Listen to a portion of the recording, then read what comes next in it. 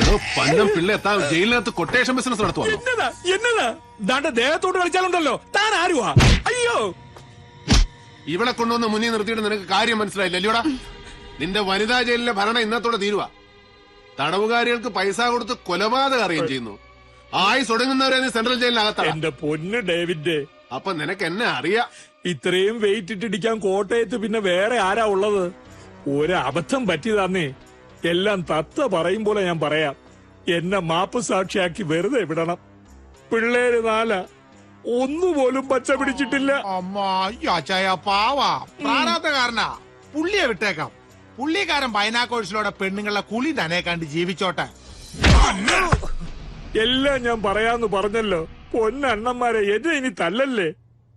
Varghese MC പോളിന്റെ നിഴലായി നടക്കുന്ന മലങ്കരയുടെ നേതാവ്.